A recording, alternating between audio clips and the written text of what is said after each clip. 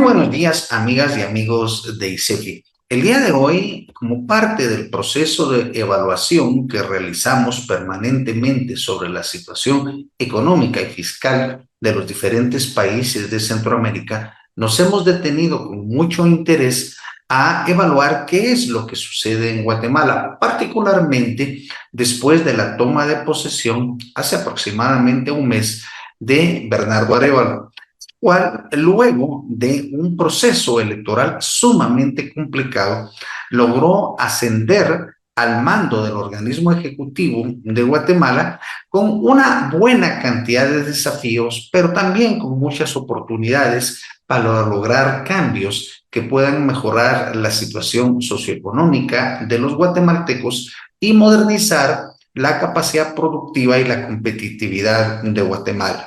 Esta presentación la estamos realizando aproximadamente un mes después de la toma de posesión con el propósito de evaluar cuáles son los primeros pasos que se han dado, pero también para recomendar algunas líneas de acción que creemos que deben ser fortalecidas.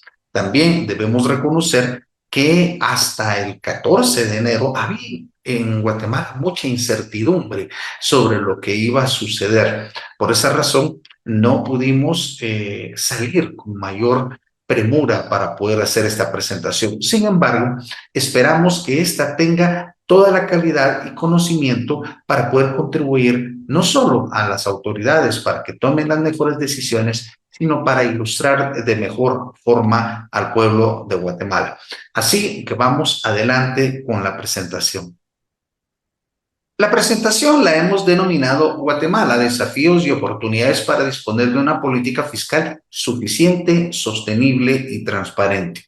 Es un análisis, presenta un análisis de la situación socioeconómica y fiscal al inicio del gobierno del presidente Bernardo Arévalo. Obviamente, como tal, lo que hace es tomar como referencia los diferentes elementos y particularmente las estadísticas que estaban disponibles al cierre del año 2023, lo que va a servir como plataforma de comparación para evaluar cómo estaba la situación previo a que el gobierno de Bernardo Arévalo tomara posesión y cómo va avanzando con el cumplimiento de esos compromisos que han sido adquiridos en su plan de gobierno. Lo primero que tenemos que recordar es que normalmente cuando nosotros escuchamos presentaciones, por ejemplo, del presidente del Banco de Guatemala o de algunos funcionarios públicos o miembros de los grupos privados organizados, se nos dice que Guatemala está bien. Es más, en una de las presentaciones a las que yo recientemente tuve la oportunidad de estar presente, se hacía la mención de que los guatemaltecos teníamos que sentirnos orgullosos y contentos de tener una macroeconomía estable que permite que el bienestar se derrame hacia el resto de la sociedad. Y mucha de la información que se suministra efectivamente en términos macroeconómicos es correcta. Por ejemplo, cuando nosotros analizamos el crecimiento económico para el periodo 2002-2024 que suministra el Banco de Guatemala, nos damos cuenta que al omitir del análisis los periodos de alta fluctuación, como la crisis de los periodos 2008, 2009 y 2010, estamos acá, y por supuesto el periodo 2020 y 2021, que tuvo que ver con la pandemia de COVID, prácticamente el comportamiento económico de Guatemala es muy estable en torno a su valor potencial. Y cuando hablamos de eso, del valor potencial, nos hace sugerir la idea que estamos utilizando al máximo todos los recursos disponibles o cerca de los recursos disponibles que hay en la economía. Sin embargo, el hecho de que la economía no tenga la capacidad de crecer más también implica de que nosotros no hemos logrado crear una mayor capacidad de competitividad y de producción. También nos dicen regularmente que la inflación en Guatemala es una inflación moderada. El año pasado fue de 4.18% y este año se espera que esté en torno a la meta de 4% más menos 1%. Obviamente, cuando hablamos de la inflación moderada, que en términos teóricos es por debajo del 10%, sugiere inmediatamente que efectivamente Guatemala tiene una inflación moderada. Aquí la pregunta que surge inmediatamente es ¿por qué Guatemala tiene una inflación por encima de sus principales socios comerciales? que regularmente en el caso de El Salvador gira en torno a 1.25%, más o menos lo que pasa en los países desarrollados, e incluso hay naciones centroamericanas en las que el nivel inflacionario es mucho menor. También se nos presume regularmente que el desempleo abierto es solo del 2% y que incluso en algunas alocuciones se ha considerado que Guatemala es una especie de Suiza de América, porque básicamente todas las personas que están buscando trabajo en el mercado laboral lo logran encontrar. También nos hablan efectivamente que existe un superávit en cuenta corriente, 2.4% esperado para 2023 y una estimación de 2.2% para 2024, lo que garantiza obviamente una estabilidad cambiaria y un nivel sin precedentes de las reservas monetarias internacionales que se estima que cerraron en 21.300 millones de dólares al cierre de 2023. Este tipo de cambio estable que de alguna forma favorece las tomas de decisiones de los grupos que exportan, pudiera, al mismo tiempo que el manejo inflacionario, estar creando ciertos problemas de competitividad. Sin embargo, solo nos hablan de esta temática. También nos hacen referencia que el crédito al sector privado tuvo un comportamiento dinámico en 2023, reportando una tasa de crecimiento del 14.9%. Y esto obviamente al lado de un muy bajo nivel de morosidad en la cartera crediticia y un sistema bancario muy sólido. Obviamente se nos platica, cuando ya hablamos del sector fiscal, de que el déficit fiscal fue muy bajo, de 1.4% del Producto Interno Bruto, y aunque en el presupuesto vigente actualmente es de 2.9, dado que hay una subestimación de los ingresos tributarios, se estaría esperando un déficit sustantivamente menor. De la misma manera, se estima que la deuda pública es muy baja, una de las más bajas de la región centroamericana y del mundo, en la que tenemos alrededor de 27.8% del Producto Interno Bruto y cerca de 29%, con los ajustes terminará en torno al 27% al cierre de 2024. También se nos ha presumido durante los últimos tiempos de una alta recaudación, alrededor del 12% del Producto Interno Bruto y sobre todo de mucha confianza por el sector privado organizado. Si nosotros analizamos esta situación, estos datos macroeconómicos, efectivamente, todo parece que está bien en el país. Pero entonces lo que nos lleva a preguntarnos es, ¿por qué en las recién pasadas elecciones una buena cantidad de guatemaltecos se manifestaron en contra de lo que está sucediendo? Alguien me responde inmediatamente, es que la gente ya no quiere ver corrupción.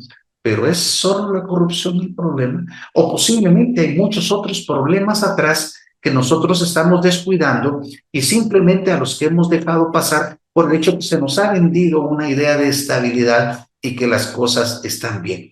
Por esa razón en ICEFI nosotros nos dedicamos a analizar un poco qué es lo que no presentan esos datos de las presentaciones macroeconómicas que nos realizan y que de alguna forma tratan de vendernos la idea de que en Guatemala todo está bien y que lo único que hay que hacer es mantener las condiciones actuales. Lo primero que hay que reconocer es que si bien es cierto, Guatemala ha estado creciendo en torno al potencial, el ritmo de crecimiento de la actividad económica se ha desacelerado, al extremo que durante el periodo 2002 a 2011 la tasa de crecimiento medio fue de 3.6%, mientras lo que estamos observando a partir del año 2012 es una tasa de crecimiento de 3.5%. Si bien es cierto, la tasa disminuye muy ligeramente, implica una pequeña contracción económica, una pequeña desaceleración que obviamente disminuye la productividad del país y, por supuesto, la generación de oportunidades. Obviamente aquí también debemos implicar que Guatemala no solo disminuyó su ritmo de crecimiento, sino también su potencialidad, lo que quiere decir que hemos creado todo un andamiaje para mantener estable la situación, pero no para potenciar hacia arriba las capacidades del país. Y gran parte de esta disminución del ritmo de crecimiento tiene que ver con una disminución muy significativa del valor de la inversión del país. Si ustedes observan, la tasa de crecimiento de la inversión aproximadamente era del 20.7% en el periodo 2001-2007, pero a partir del año 2012 El promedio de la tasa de inversión en Guatemala es de 14.8%. Y si uno tiene el tiempo para analizar qué es lo que ha sucedido, se ha dado cuenta que no solo es la inversión pública, sino también la inversión privada la que ha disminuido. Y aquí uno se pregunta, bueno, ¿y si el país está tan bien, por qué los inversionistas privados no invierten más para la creación de empleo o para la creación de oportunidades de inversión? Básicamente porque ellos mismos consideran que efectivamente las condiciones son estables, pero tampoco presentan una mejora. Y gran parte de esta baja de la inversión se debe al hecho que proliferan mercados no competitivos. De acuerdo a información de la Administración Tributaria, durante el año 2022, 307 empresas reportaron el 50% de las ventas del país, mientras que 1.2 millones reportaron el restante 50% de las ventas. Claro, alguien me dice inmediatamente, bueno, pero que sean pocas las que venden, no está mal. El problema es que estas grandes empresas, muchas veces beneficiadas por tratamientos tributarios preferenciales o por mecanismos de no pago de impuestos, apenas pagan una tasa efectiva del impuesto sobre la renta del 1.7%. Eso quiere decir que inmediatamente nos damos cuenta que el mercado competitivo fue diseñado específicamente con ese propósito de no promover el pago de tributos. Obviamente tenemos una pérdida en la competitividad internacional, teníamos alrededor de la posición 78 en el año 2011 y la última vez que lo midió el World Economic Forum teníamos la posición 98, en donde destacaban muchos problemas en el país como la baja calidad en la gobernabilidad, un sistema de infraestructura muy deficiente, altos niveles de corrupción, baja capacitación en la mano de obra, bajo nivel de desarrollo económico, incluyendo sistemas de salud y, por supuesto, también una baja capacidad en innovación en el sector empresarial. Todos estos elementos que hemos platicado, obviamente los conoce la inversión extranjera. Y nos damos cuenta que nos hemos vuelto cada vez menos atractivos a la inversión extranjera. De tal manera que durante el periodo 2011-2014 atraíamos alrededor del 2.6% del Producto Interno Bruto, cantidad que ha disminuido dramáticamente hasta ubicarse en cerca de un buen año, de 1.6% en el año 2023. Si ustedes se recuerdan, este último valor fue anunciado como uno de los principales logros del gobierno anterior, que si bien es cierto, implica que mejoró un poco la situación de 2022 a 2023, todavía estamos muy lejos de ponernos en una posición que pudiéramos decir de atracción.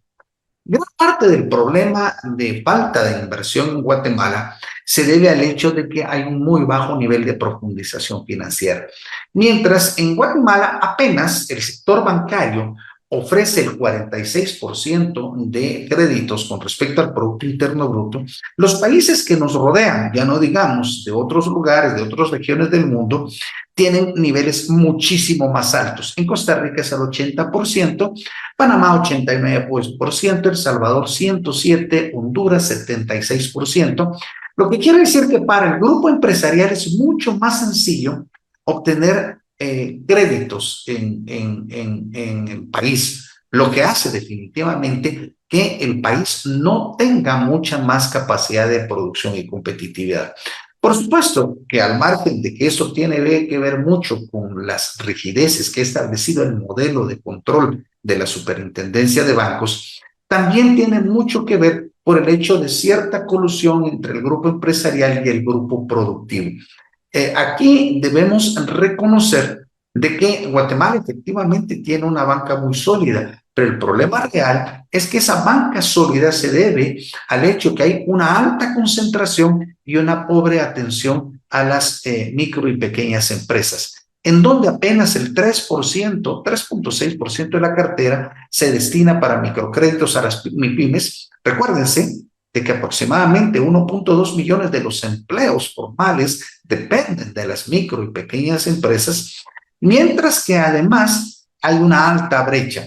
Mientras la tasa de interés para las grandes empresas asociadas a los grupos bancarios apenas tienen en promedio una tasa del 6.7%, para las pequeñas empresas que difícilmente consiguen crédito, la tasa sube hasta cerca del 16%.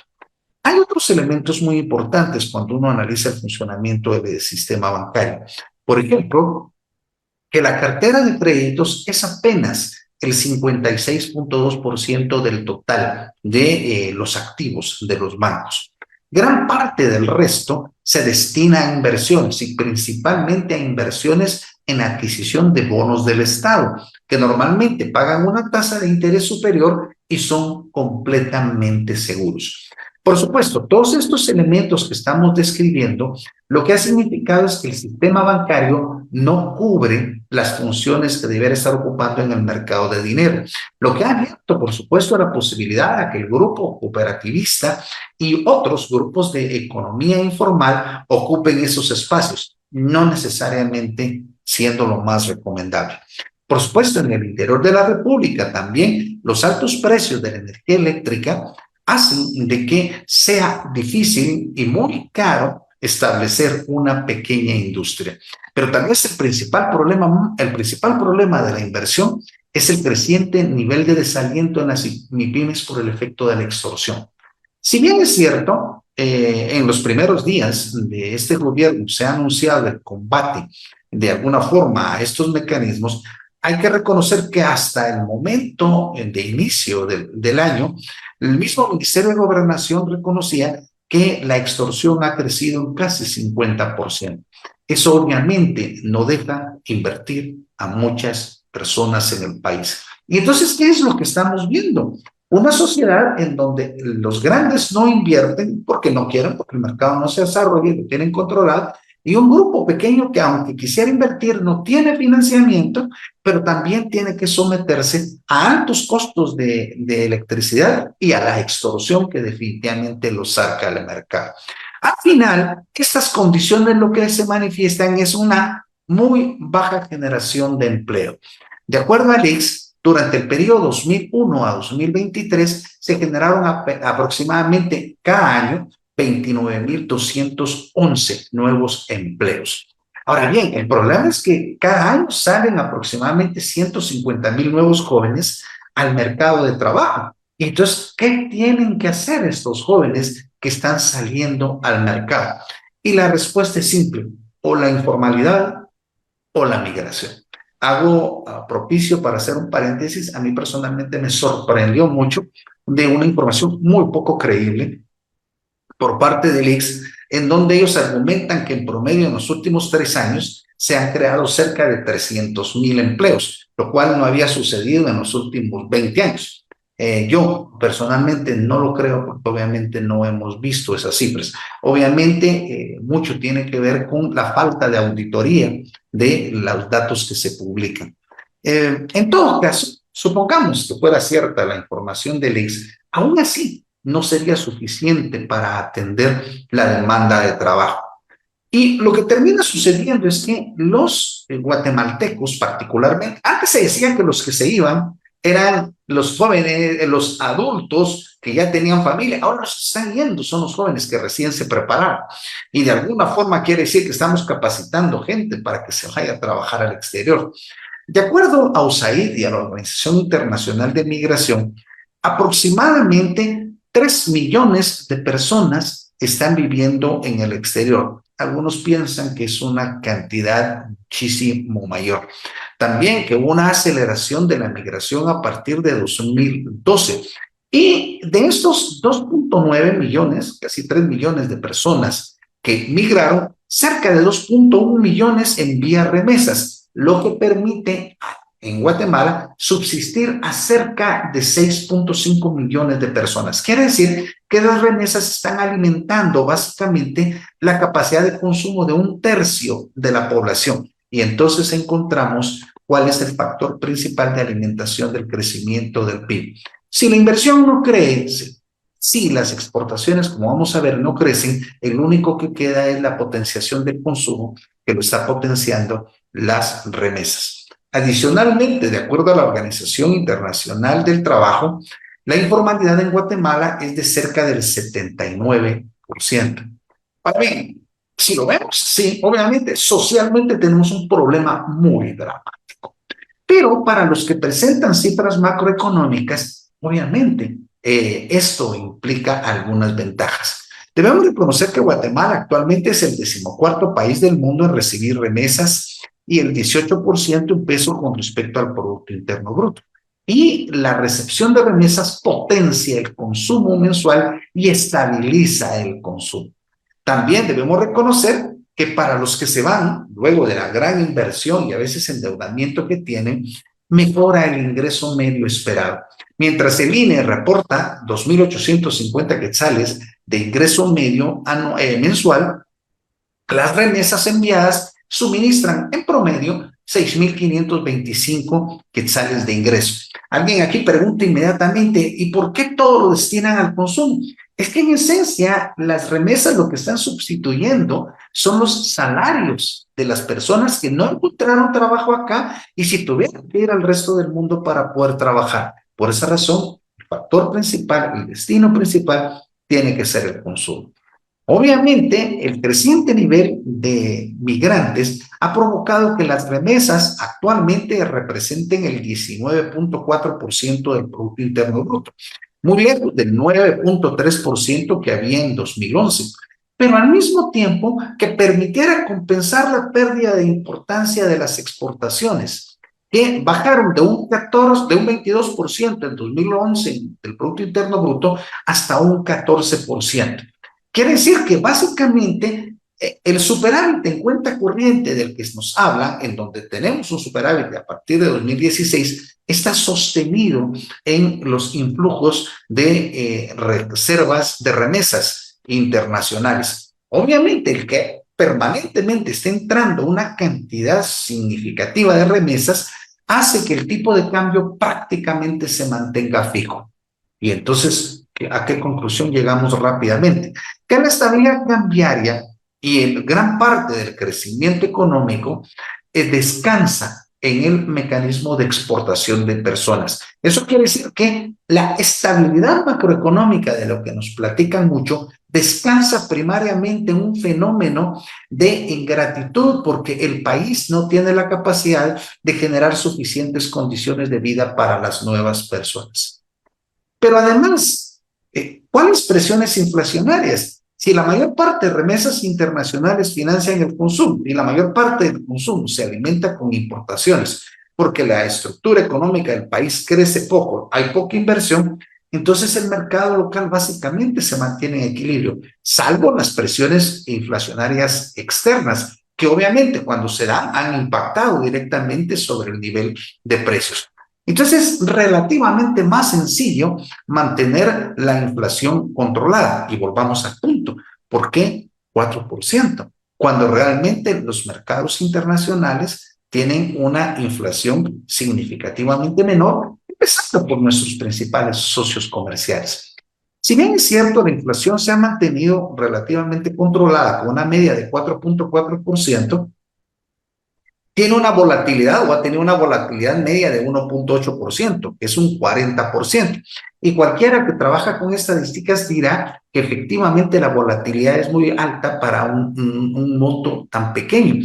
Y aquí lo que se preguntaría en tono de interrogantes, efectivamente se cumplieron las metas o simplemente se logró que dado que la estabilidad forzosa le está ocasionando en el flujo de remesas, el Banco Central ha logrado que las expectativas de los agentes económicos se mantengan en torno a cierto nivel, pero no necesariamente ha sido tan exitoso en el control. Al margen de eso, la inflación, los precios siguen subiendo y siguen subiendo y siguen subiendo. Y si bien es cierto que el INE no tiene la capacidad efectiva de medir lo que ha sucedido, ha hecho un esfuerzo, pero un esfuerzo que es muy discutible por muchos especialistas. Y que implica la necesidad de ponerle mucha atención a ese ente que básicamente no produce estadísticas de calidad desde hace mucho tiempo. Al margen de eso, el 32.3% de la capacidad adquisitiva se ha perdido para los guatemaltecos a partir de diciembre de 2010. Obviamente, todos estos fenómenos que hemos estado viendo, la estabilización forzosa, el negocio de las remesas que produce que haya mucha entrada de flujos de dinero, ha provocado que el país de repente sea estable y sea capaz de soportar shocks externos, acumulando una gran cantidad de reservas internacionales que han reportado un 314% desde 2012. Y todos reconocemos que, de acuerdo a los estándares de una economía abierta, se necesita cierta cantidad de reservas para hacer frente. Pero, ¿y para qué tanto dinero? Si el mismo Fondo Monetario Internacional en sus evaluaciones ha estimado que tenemos una cantidad muy grande. Esto de tener muchas reservas internacionales para estabilizar al país y para que el Banco de Guatemala tenga una tarea mucho más sencilla, ocasiona aquel fenómeno de la ilusión de tengo ahorros, pero mi gente se me está muriendo de hambre en el país. Tengo ahorros, pero carezco de muchas cosas. Entonces lo que tendríamos que preguntarnos es ¿por qué tener todos esos ahorros?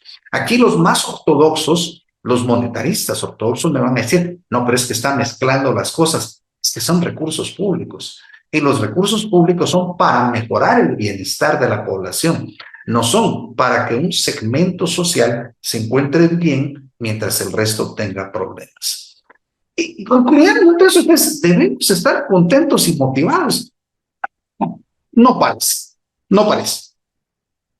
Si nosotros le queremos agregar más problemas, entonces nos damos cuenta que el índice de desarrollo humano, Guatemala ocupa la posición 135, muy por debajo de toda Centroamérica, con excepción de Honduras, que está básicamente al mismo nivel de nosotros, y los valores que presenta la última medición del IDH implican una expectativa de vida de 69 años, una media de escolaridad de menos de 6 años, quiere decir que en promedio los guatemaltecos no terminan la educación primaria, y un ingreso per cápita ajustado a precios de 2017 de $8,723 anuales, todos por debajo de los medios del mundo y Latinoamérica.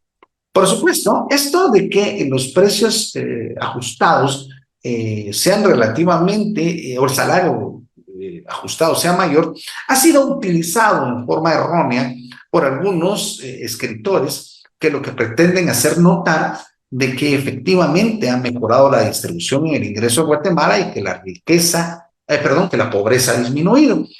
Nosotros en ICEFI creemos efectivamente que la pobreza ha disminuido. Lamentablemente no tenemos evidencias científicas porque no podemos tomar como referencia únicamente un valor internacional o simplemente compararlo con una canasta que el INE está produciendo en forma inapropiada desde hace algún tiempo.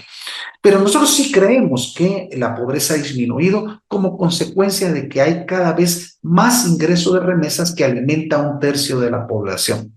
Pero ha mejorado la distribución del ingreso. Posiblemente las remesas han ayudado.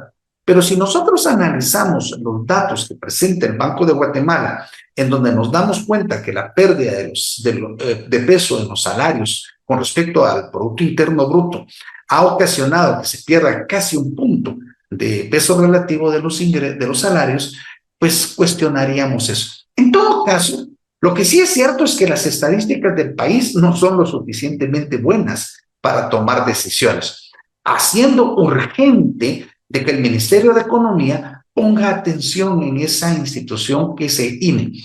Y de hecho, nosotros propondríamos de entrada que el INE pase a formar, o sea, una entidad autónoma, probablemente muy vinculada al Banco Central, para producir estadísticas de mejor calidad. Pero también en el mismo Banco Central hay cierta demora en la presentación de resultados. Quiere decir que hay mucho trabajo por realizar.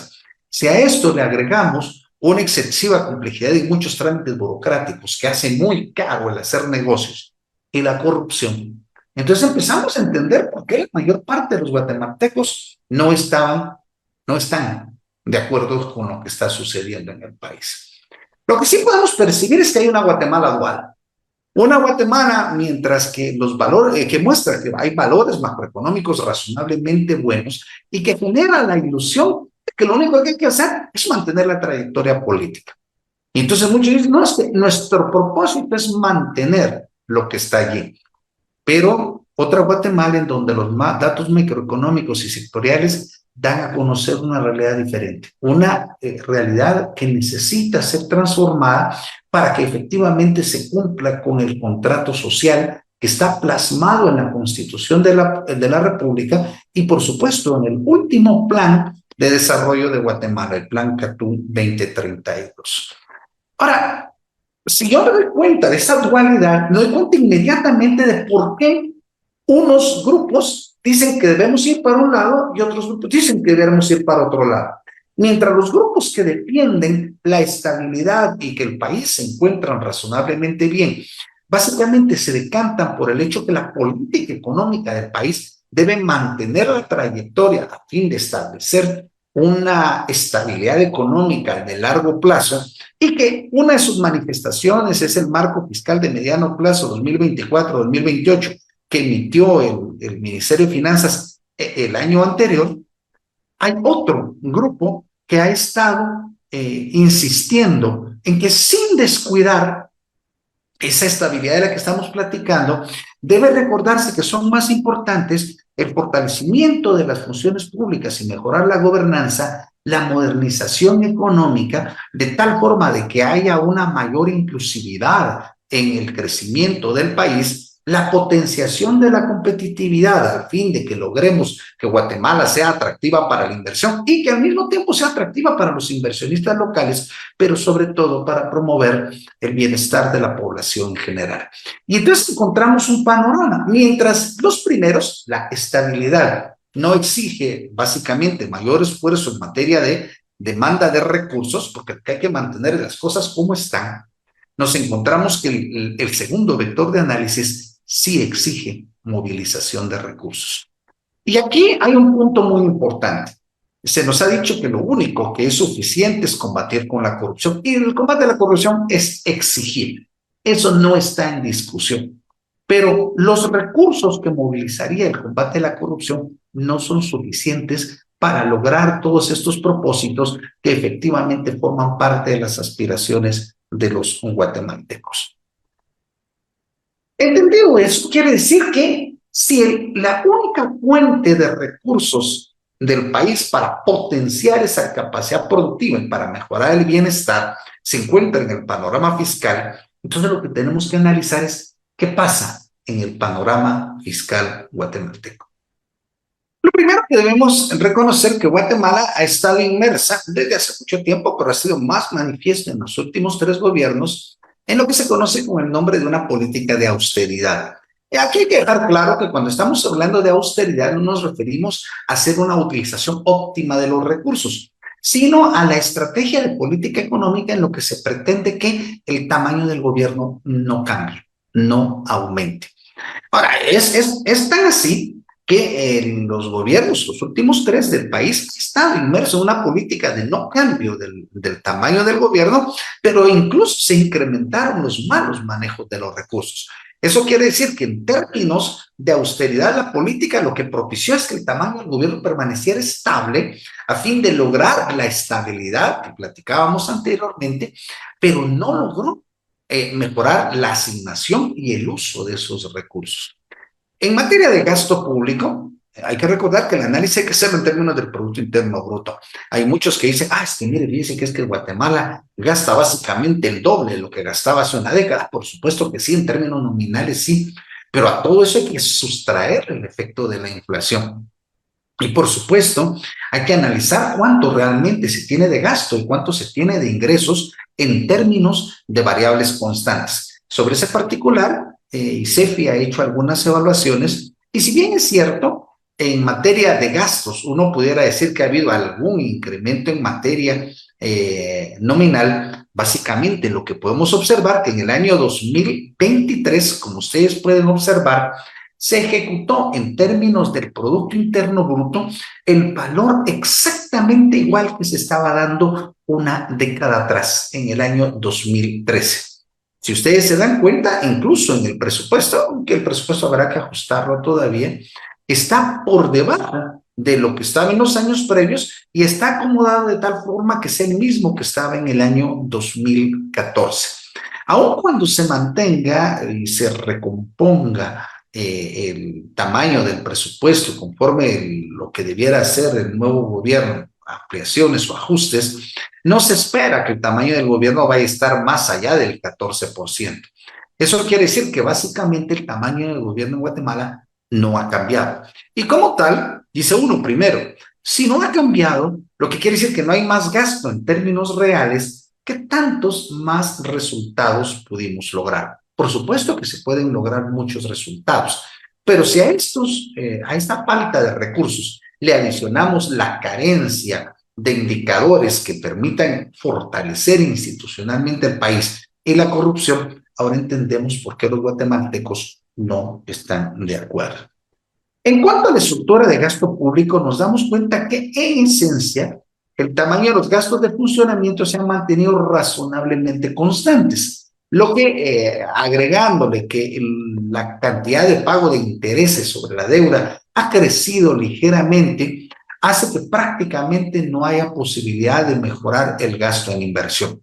Ahora, aquí hay que tener cuidado porque hay muchas personas que piensan de que lo que hay que hacer es reducir el gasto de funcionamiento para poder aumentar los gastos de capital o de inversión.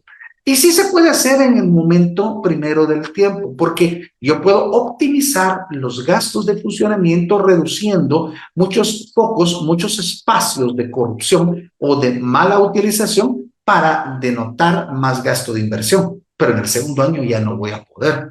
¿Por qué? Porque si yo optimizo, quiere decir que en el segundo año aquellos gastos de inversión que hice para profundizar la actividad del sector público van a requerir nuevos gastos de funcionamiento.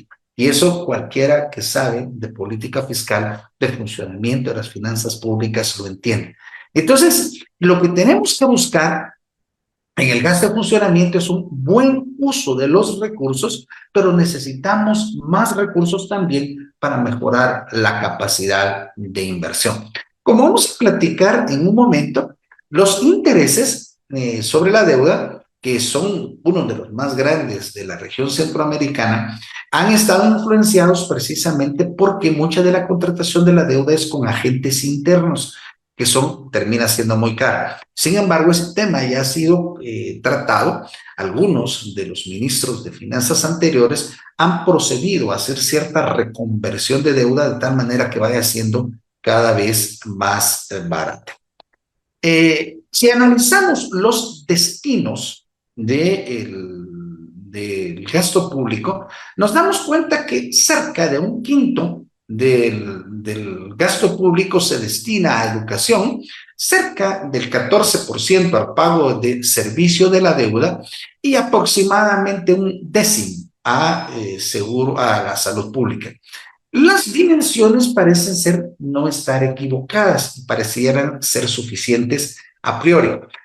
Vemos el tamaño total del aparato fiscal. Entonces, por ejemplo, ese 20% del gasto en educación automáticamente se convierte en cerca de 2.7% del Producto Interno Bruto, mientras entidades como UNESCO nos han recomendado que Guatemala debiera gastar cerca entre el 4 al 5% del Producto Interno Bruto en educación. ¿Eso significa que hay que darle más recursos a educación en forma inmediata? No. Para eso precisamente lo vamos a platicar un momento, hay que hacer una reingeniería de procesos para fortalecer institucionalmente a ese sector. Lo mismo pasa con con salud. Mientras la OMS nos ha recomendado que Guatemala debiera estar gastando 6 puntos del PIB en salud, en Guatemala apenas se gasta alrededor de 1.4%. Y yo he escuchado incluso en tono de broma de que algunos dicen, ¿por qué en Guatemala no tenemos un sistema de salud como el costarricense? Bueno, en Guatemala gastamos 1 punto y fracción del Producto Interno Bruto en salud y en Costa Rica gastan más del 10%, lo que obviamente quiere decir que no tenemos posibilidad real de competir. A eso le debemos agregar lo que últimamente estamos invirtiendo en comunicaciones, lo que invertimos en seguridad y nos damos cuenta por qué todos los servicios públicos de entrada carecen de los recursos suficientes. Pero además, por la corrupción, no se logran los resultados que como mínimo debieran estar observándose. Y en ese sentido, lo que sí hemos observado en Guatemala es un crecimiento galopante de la corrupción. Mientras el Estado se mantenía, o el tamaño de los gastos públicos se mantenían razonablemente constantes, con crecimiento de la población, con más problemas, la corrupción creció.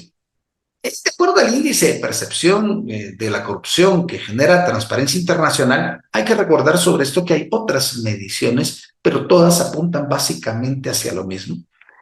Guatemala en los últimos 3 gobiernos incrementó dramáticamente el nivel de corrupción. Así, por ejemplo, podemos observar que hacia el año 2012, Guatemala ocupaba la posición 113 de los países más corruptos del mundo, de 180, y actualmente, de acuerdo a la última medición presentada en enero, ocupa la posición 154. Quiere decir que perdimos 40 puntos en los últimos 10 años, para hacerlo sencillo. Lamentablemente Guatemala ahorita es uno de los países más corruptos, está en el cuartil inferior de naciones más corruptas del mundo, y a nivel latinoamericano solo se encuentra al lado de Honduras, por encima de Nicaragua, Haití y Venezuela. Eso quiere decir que no fue necesario, haciéndolo un poco de broma, que hubiese un cambio de gobierno para que estuviéramos en esas dimensiones. Realmente ya estamos allí. Ahora bien, lo que observamos es que si solo fuéramos a combatir la corrupción para mejorar las dimensiones de gasto, hay que reconocer que el combate a la corrupción, de acuerdo a diferentes mediciones, una de ellas de ICEFI, se podrían ahorrar hasta 2.7% del Producto Interno Bruto. Esa es una medición del BID, lo que implicaría a precios de 2024 unos 23.000 millones. ¿Es posible obtener ese ahorro de 23.000 millones en forma inmediata? No, pero asumamos que sí. ¿Sí? ¿Por qué no es posible? Porque la mayor parte de nosotros que hemos tenido la oportunidad de servir al país, sabemos que la mayor parte de la corrupción no está a simple vista. No se manifiesta solo, aunque también en plazas fantasmas, no se manifiesta solo en sobresueldos o en pago de beneficios adicionales. La mayor parte de la corrupción, la corrupción gruesa, está en los procesos de compras, contrataciones y en el funcionamiento global de todas las instituciones. Eso quiere decir que el combate es mucho más largo y los resultados no se van a obtener inmediatamente. Pero para eso, lo primero que nos preguntamos, ¿y dónde está el plan para el combate a la corrupción? Hasta ahorita nosotros hemos reconocido que gran parte de los guatemaltecos votaron por el nuevo gobierno precisamente por esa aspiración de combate a la corrupción. Pero ¿y en dónde está el plan? ¿Qué incluye? ¿Hacia dónde se dirigirán los recursos que se ahorren? ¿Cuál es la calendarización de ese plan? Sabemos que el trabajo no es fácil, pero debiéramos tener una orientación. Ahora, lo que sí es, vamos a dejar claro que con las señales que ha estado presentando el sector justicia y el Ministerio Público en los últimos días, no parece que se favorezca el propósito de combatir la corrupción. En todo caso, nosotros sabemos que para combatir faltas y actividades delictivas hay que tener certeza de la ejecución sancionatoria, pero por mucho que el Estado cambie, si no existe certeza sancionatoria, poco se va a lograr. Aún así se puede lograr avances en la mejora de los procesos de trabajo de las diferentes instituciones. Y aquí tenemos una intersección muy importante con el fortalecimiento institucional. Los guatemaltecos necesitan y merecen buenos bienes y servicios públicos, servicios y bienes públicos de calidad. Pero para eso es propicio no solo decir que lo vamos a hacer, sino un plan para ejecutar reingenierías del aparato público que implique el establecimiento de indicadores que permita darle seguimiento a la calidad. Por ejemplo, ¿cómo está la calidad del sistema educativo guatemalteco? ¿Cómo está la calidad de la atención en los hospitales públicos? ¿Cuál es el tiempo de espera que debe tener una persona para que le atiendan una denuncia en la Policía Nacional? Etcétera, etcétera, etcétera. ¿Cómo están de que si nosotros no tenemos una reingeniería del aparato público y no tenemos indicadores y además públicos, de que logren establecer qué es lo que está sucediendo, nos va a pasar lo mismo que ha sucedido en el pasado. Simplemente me dicen que las cosas mejoraron, pero no tengo con qué comparar, no tengo en qué agarrar. A eso quiere decir que necesitamos la emisión urgente de estos dos planes, el plan de combate a la corrupción y el plan para el fortalecimiento institucional. Al margen de eso, ya nos dimos cuenta que los recursos, que sí se deben liberalizar recursos y hay que decir hacia dónde se van a canalizar, son insuficientes para lograr aquellos propósitos que tenemos de modernizar el país, aquellos propósitos que tenemos de mejorar el bienestar de la población. Necesitamos más. La teoría me va a decir inmediatamente, mira, hay dos caminos, aumenta impuestos o endeúdese más. Discutamos sobre la temática. La recaudación tributaria en Guatemala, que ustedes la tienen en pantalla, mejoró durante los últimos años al extremo que durante el año 2022 y 2023, luego de un rebote causado por la pérdida del año 2020, mejoró la situación por un incremento también de los precios internacionales de los combustibles y otros factores, logró que con cierto nivel de buen fortalecimiento de las capacidades de la SAT, la recaudación llegara hasta el 12%, aún por debajo de lo que los acuerdos de paz establecieron en el año 1995 y que ya era insuficiente, porque en aquel entonces, convertido al crecimiento actual, tendríamos necesidad de una carga tributaria de 12,4. ¿Que es suficiente? No, pero nos daría muchas más posibilidades de desarrollo para el país. Eso quiere decir que la recaudación tributaria en Guatemala es muy baja y también debemos reconocer que gran parte de esa baja recaudación deriva precisamente de la baja productividad de los impuestos. Por ejemplo, el IVA, que es el impuesto más productivo en Guatemala, o el más grande, por lo menos el más recaudatorio, su recaudación en el mejor momento histórico, en 2022, representó apenas el 55% del potencial. Quiere decir que más o menos la mitad del IVA no se recauda. ¿Por qué? Porque hay evasión tributaria, porque hay gastos tributarios, tratamientos tributarios preferenciales que le ofrecen a la población y porque tanto el Congreso de la República como algunas autoridades han buscado y logrado que algunos elementos que debieran estar grabados en el impuesto queden al margen del pago, lo que quiere decir elementos no tributarios. O sea, es una forma de legalizar el no pago de impuestos. Cuando yo busco que sectores queden excluidos del pago de impuestos, como los grupos agropecuarios, como ahora la intención que tiene la administración tributaria, o al menos lo ha estado promoviendo, desconocemos si el ministro de Finanzas tiene visto bueno sobre el particular, la necesidad de excluir a todos los grupos que están en el aparato informal de los mercados y toda la cadena de comercialización. Cuando yo excluyo todo eso, simplemente legalizo el no pago de impuestos. Y entonces no es ni evasión, obviamente, porque la gente no está incumpliendo, pero tampoco se considera un gasto tributario. Entonces, gran parte del secreto de Guatemala es que se han diseñado las leyes con el propósito de no pagar impuestos. Como ya lo decíamos, en el caso del IVA, la medición que presenta la SAT es del 17% del potencial y su gasto tributario es de 1,8% del PIB. Sin embargo, las disposiciones legales que han adoptado tanto el Congreso de la República como algunas administraciones públicas han dejado fuera del gravamen hechos generadores por el orden de entre 3,5 y 3,6 del Producto Interno Bruto. Sumémoslo fácil, son más de 30,000 millones de quetzales. En el caso del impuesto sobre la renta, la evasión calculada por ICEFI para 2022 es 56% del potencial, ¿no? Alrededor del 2,4% del PIB de ello deriva de la aplicación de escudos fiscales no justificados y cerca del 3,9% del PIB, alrededor de unos 32,000 millones de quetzales, por mecanismos de arbitraje y planificación fiscal agresiva legalizados en la ley del impuesto sobre la renta. Y esto es bien interesante, porque aunque lo hagan los contribuyentes, lo cual no debiera existir, por supuesto, es completamente legal.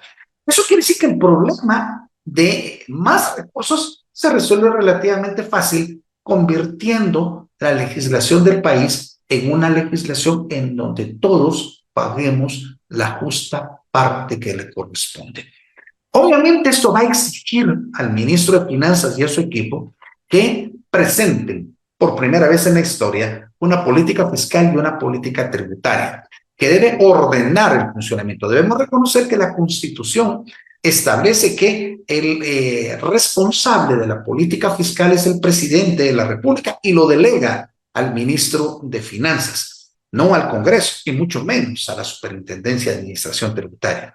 Por lo tanto, hay que ordenar ese espacio y hay que regular que sea el ministro de Finanzas, potencialmente con la aprobación del Congreso, el que determine cómo debe ser la legislación y evitar en el futuro nuevas intromisiones de estos otros entes que buscan crear nuevos espacios de pago, de no pago tributario. Un par de elementos importantes. En el marco fiscal de mediano plazo, vigente todavía, que emitió el Ministerio de Finanzas anterior, la carga tributaria para 2027 es de 12.4%. Sin embargo, eso está por debajo de lo que está en el plan de gobierno, que considera 13%. Eso quiere decir que debe replantearse el plan estratégico de la SAT y evitar, por supuesto, como lo vamos a ver en un momento, la subestimación permanente de metas que sugieren la idea que las cosas están caminando muy bien, pero que simplemente lo que ha creado es un espacio de negociación de tal manera de garantizar la estabilidad de largo plazo de las autoridades del ente recaudador. Como tal, no nos engañemos. Aunque no nos guste la idea, realmente si nosotros necesitamos mejorar el país, necesitamos hacer una reforma tributaria para corregir los espacios de abuso tributario. No una reforma tributaria para aumentar las tasas, no una reforma tributaria para crear nuevos impuestos, pero sí una reforma tributaria que haga que paguen los que tienen que pagar impuestos. Y yo mencionaba que no podemos seguir con esta subestimación. Y ustedes pueden observar que a partir de 2021, básicamente las metas de recaudación se encontraron dramáticamente por debajo del valor que está considerado o que se estima que se va a recaudar. Por ejemplo, en el año 2021, la meta recaudatoria de la SAT eran 61,000 millones, cuando el valor que cualquier técnico podía pronosticar eran 78,000. En el 22, 74, el pronóstico, y CEFI lo hizo siempre, era de 89,000 millones, y entonces sabíamos que alcanzar la meta era fácil. No había que hacer básicamente nada para alcanzar la meta recaudatoria. Eso no puede seguir sucediendo si efectivamente el gobierno necesita lograr los resultados. En la actualidad, todavía las metas de recaudación de la SAT son 86,200 millones y nosotros ya hemos hecho un cálculo desde el año pasado indicando que se estima que en condiciones normales van a recaudarse 101,200 millones. Los 15,000 millones por debajo está la meta de la SAT, lo que quiere decir que sin hacer nada, la SAT puede lograr la meta y nos empezaría a anunciar nuevamente que la cumplió sin problemas. El otro camino pudiera ser endeudarnos más. Ahora, aquí hay que dejarlo claro. La deuda simplemente es la traslación de ingresos del futuro al presente. Eso quiere decir que uno pudiera pensar razonablemente bien de que si me endeudo y realmente hay un compromiso de pagarlo en el futuro, no vamos a tener mayores problemas.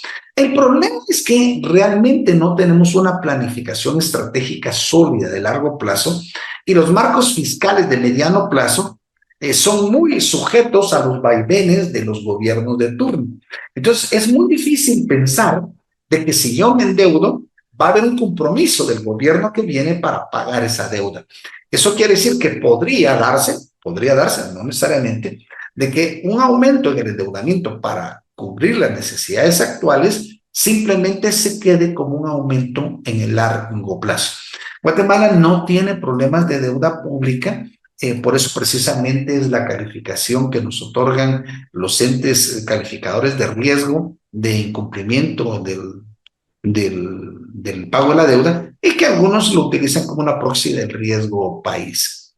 Sin embargo, Si ya sabemos que es sostenible en el mediano y largo plazo, si ya sabemos que no ocupa una cantidad importante, y si ya sabemos que las agencias de calificación elogian la disciplina fiscal, la solidez bancaria, aunque ya comentamos por qué, y el razonablemente apropiado crecimiento económico, y manifiestan preocupación por la calidad de las instituciones y la atención a las condiciones de vida, es porque a lo mejor no nos focalizamos en estos últimos dos sin descuidar lo que tenemos. Por esa razón es que en INSEFI nosotros creemos que lo que debemos hacer es preocuparnos por las cosas que están pendientes sin perder los espacios que ya hemos ganado.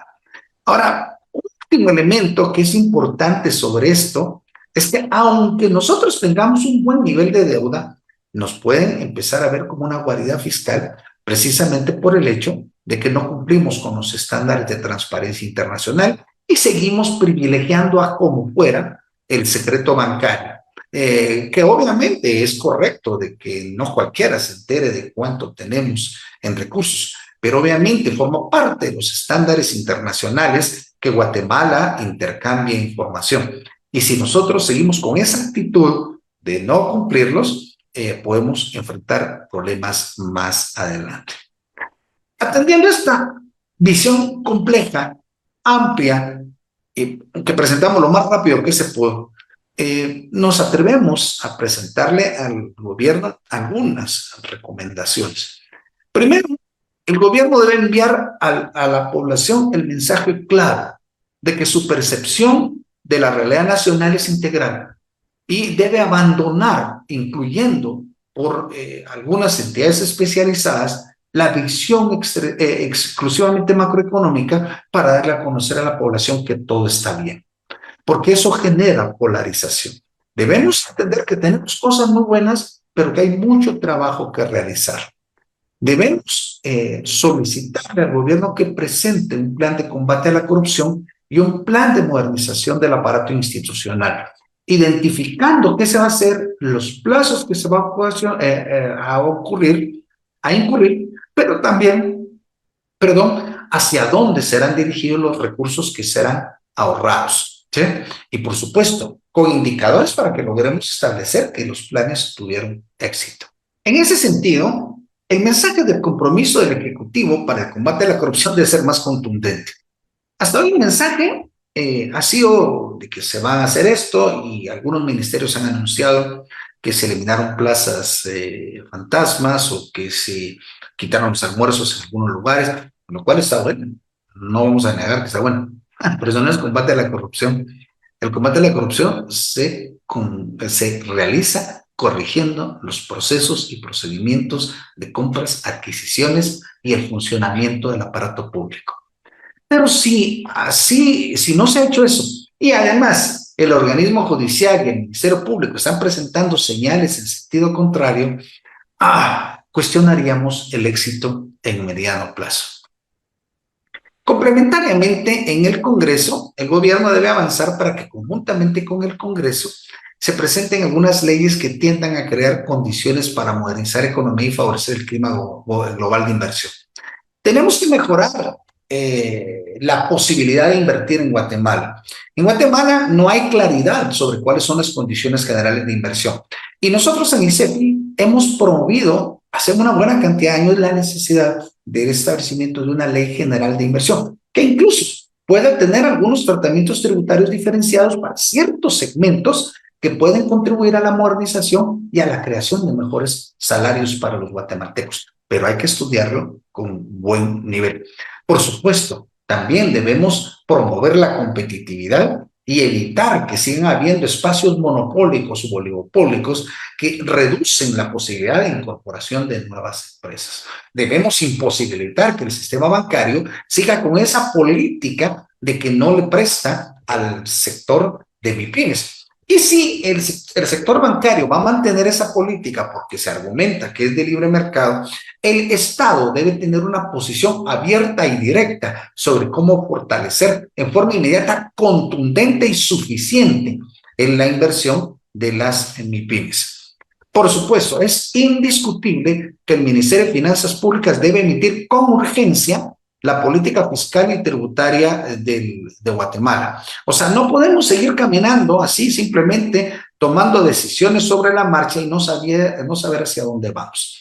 Para eso hay que reconvertir el marco fiscal de mediano plazo. Este marco fiscal debe apegarse a la política estratégica, al plan estratégico del país, pero también, por supuesto, al plan de gobierno de mediano plazo.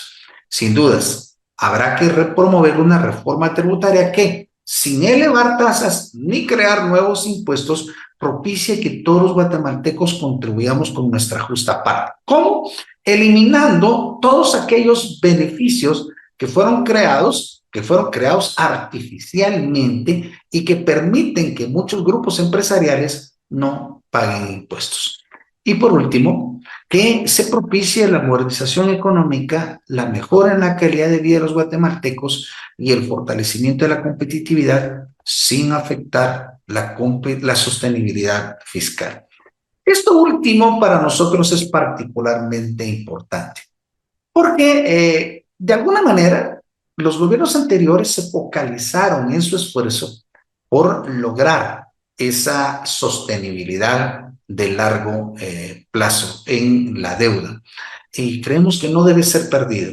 Creemos de que la estabilidad que se ha logrado, aunque tiene muchas explicaciones y hay muchos costos atrás, particularmente del bienestar de los guatemaltecos que tuvieron que irse al resto del mundo, no debe perderse, pero debe perderse construyendo espacios que corrijan la forma como se ha hecho. Debemos buscar la forma de potenciar la capacidad productiva, potenciar la capacidad exportadora del país, para que en el mediano plazo el guatemalteco no tenga necesidad de irse a vivir a otro lugar buscando un salario digno. Este análisis rápido, me disculpas por haberlo hecho de esta manera muy rápido, lo que ha pretendido simplemente es mostrar a los guatemaltecos y al gobierno también, que esperamos que escuchen nuestras recomendaciones, en torno a que con buenas intenciones no es suficiente. Deben haber planes concretos, deben haber acciones contundentes, pero sobre todo yo debo tener mediciones que me permitan identificar que el camino que se está siguiendo es correcto. Agradezco a todos los guatemaltecos y las guatemaltecas el haberme escuchado. Y en ICEFI seguiremos atentos a lo que sucede. Un abrazo a todos y que camine todo muy bien para nuestro país. Saludos y hasta la próxima.